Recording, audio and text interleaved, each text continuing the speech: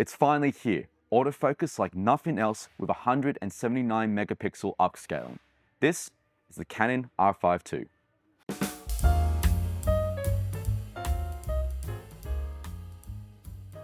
So today I'm here with Ollie, a photographer from Digidirect, and he's going to tell us about what's so special about the Canon R5 II. So tell me, Ollie, what are you most excited about in this camera?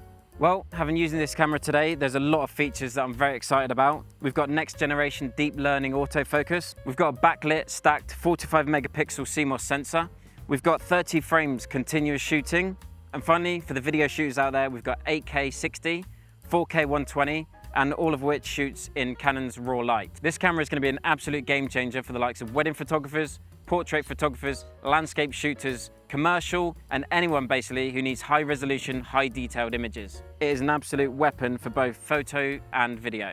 So let's talk about the build quality of this camera. Now this is an RF mount Canon camera with a full frame sensor, and it does take your standard LP6NH batteries, although it does come with a newer battery which functions better, and I do recommend using that battery in this camera. On the side here, you do have your standard SD ports. You have a CF Express port and an SD port. The significance of that we'll get into later, but it is good to have the two options, and I am happy to see that there's a CF Express port here, as this camera does do a lot of cool things, and you really do want to have the strongest possible cards when using this camera. On the other side, you also do have a full HDMI port, which is great because who the hell has a micro HDMI port nowadays? So I am happy to have access to that as well. You do have your standard vari-angle flip screen as well, so that's always good. And something that I really like about this camera that isn't on the Canon 5RC is, well, the switch buttons. So with the camera that I use, typically you would have the on and off button with the mode. So if I wanted to switch, say, to video or photo or off, I'd have to do it all in one trigger. But with the R5 II, they've actually separated the triggers. So I have an on and off button here and a mode switch button here. So if I need to switch the camera off, I'm not accidentally switching to a different mode and leaving the camera on. So it's such a small little thing, but I really do like that about the buttons. You also do have an autofocus trigger here, which is always good. It handles great in my opinion. And in terms of the weight of the camera, it weighs roughly 750 grams. So it's not a huge weight difference in comparison to the R5 II or the R5C, but really, honestly, it does handle great. It does feel incredibly mobile. I do love the build quality. And in terms of the build quality, you do have weatherproofing. So you do have dust and moisture proof. So if you get a bit of water on this, that's great. Dust, that's great. Well, it's not great, but it doesn't, break the camera. Do keep in mind though that this does only apply when you do have a weather sealing lens on it as well, to help you protect the camera. The R5 II also comes with an updated battery, the LP-E6P. Now this battery actually lasts 20% longer than your standard LP-E6NH, and that's going to be a great sort of deal because this camera does chug on a little bit, so you do want a battery that works much better. You can use a standard Canon battery on this camera, although do keep in mind that if you're not using the LP-E6P, you are being limited and locked out of a few features on this camera, particularly the higher performing functions. Of course, if you're not a fan of having the constant recharges battery, you do have a USB-C port here, which enables you to have a constant external power in the side of the camera here. So that's the build quality overall of the camera. Now let's get into the stuff that we're really excited to hear about. The R5 II is a fully framed back illuminated CMOS sensor at 45 megapixels. Now 45 megapixels might seem like a lot, but it does give you a great amount of detail in the image and plenty of room to work with in post-production. If 45 megapixels isn't enough for you, this camera also has 179 megapixels upscaling. What this is basically the camera will shoot an image, and then from within the camera you can go inside and upscale the image by 179 megapixels.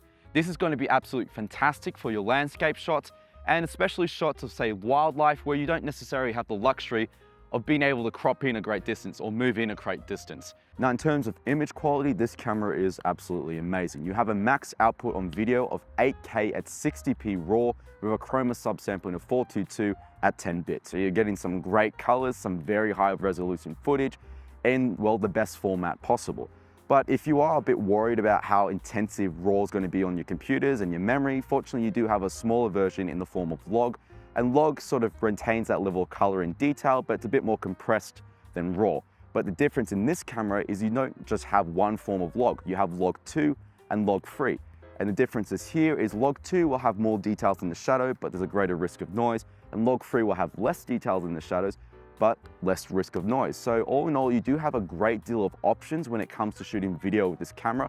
You also do have LUTs, which you can apply to your log, so you don't necessarily have to worry about having to color grade the footage in post-production. You can actually color grade your footage right here in the camera, especially because, well, if you're shooting with log or raw, you're gonna notice the footage looks a little washed out.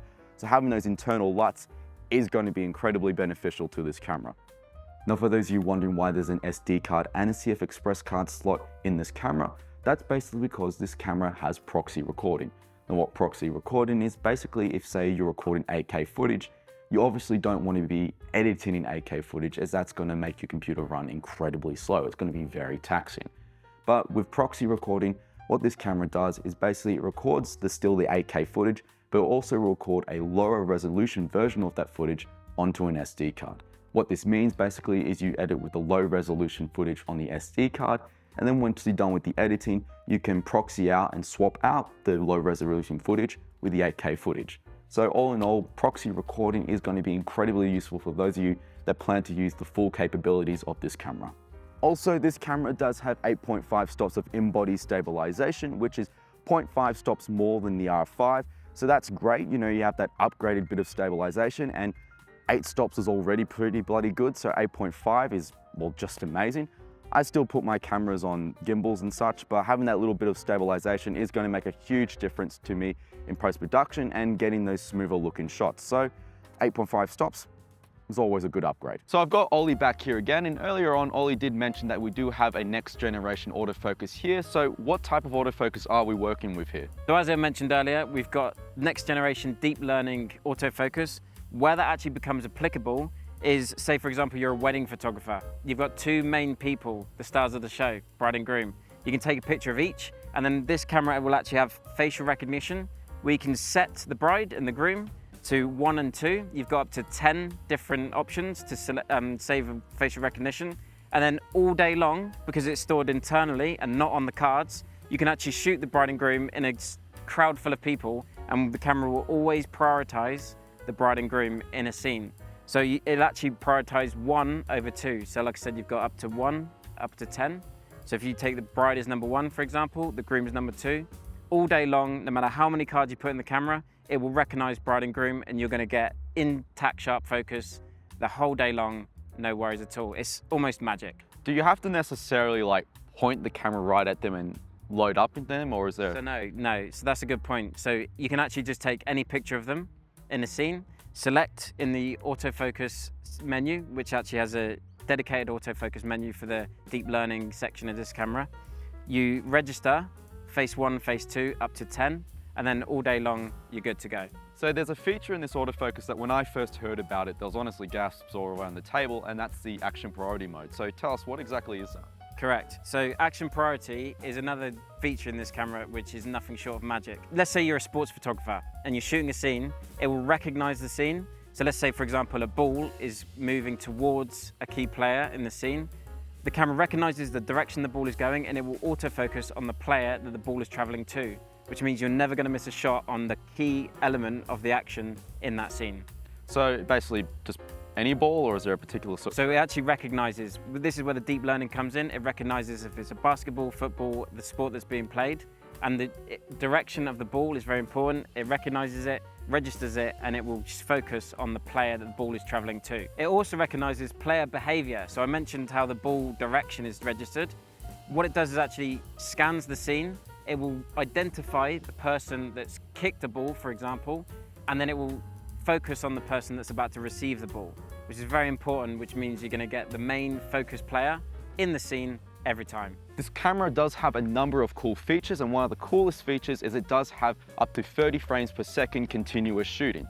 So if you are worried about having to time out the perfect shot, say a bird taking off or someone landing in a coop, you don't necessarily have to worry about when it comes to this camera. You can shoot up to 30 photos within a single second and capture that perfect moment. You also do have pre-continuous shooting, which means with a half press and a full press of the shutter button, you can shoot a number of images before that final image. So it's a really cool sort of feature that you've got here. In addition to that, you also have something that's really cool, which is eye tracking autofocus in the electronic viewfinder. So if you're someone that likes shooting with the electronic viewfinder, this camera will actually track your eye's focus inside the camera. So let's say I'm focusing on one subject from focus A to focus B. This camera will actually move the focus from focus A to focus B. So that is absolutely insane, incredibly intelligent of this camera. Absolutely love it. Another thing about this camera is you do also have dual recording. So basically, if you're a hybrid shooter, you often have to switch between video and photo modes. And unfortunately, that does mean you have to, well, make a choice between the two different modes. But in dual shooting, you're able to actually shoot your video and take photos at the same time. So I could be shooting someone talking at an event, and if I need to, say, grab a headshot or a thumbnail of that person, I can do so without having to cut the video. So many cool features in this camera, especially for a hybrid photographer. So that's the R5 II, and it is probably one of the best R5 cameras on the market now because it does everything absolutely amazingly. And I've been looking for a good hybrid camera, and well, the R5 II is it. 8K video, full frame sensor, 45 megapixels, and it's got next level autofocus. And I'm not just saying that, it is really next level autofocus. It's incredibly sticky, incredibly intelligent.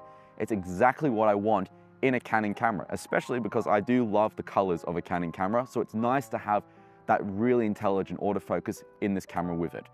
All in all, it's an amazing camera. And really, if you're an R5 user looking for an upgrade, the R5 II is a no-brainer. It's just perfect. It just does everything right. And I'm really happy that they haven't sort of taken away any really special features in this camera. They've put everything into this camera. It really is going to be the Canon camera, in my personal opinion.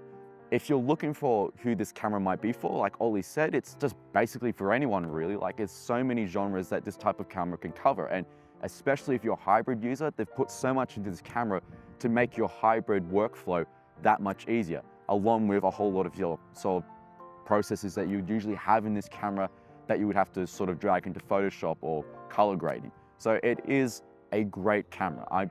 Amazing camera. It's fantastic. I love it. I'm going to buy one of these. Hopefully I can buy one of these because these babies are going to be really bloody popular. But let me know what you think of this camera in the comments below. Do you think it's worth the upgrade from the R5C or the R5 I? Let me know. Also, this isn't the only camera I'll be talking about this week. Join me and Ollie as we sit down and talk about Canon's other new latest camera, the Canon R1, and what makes it so special.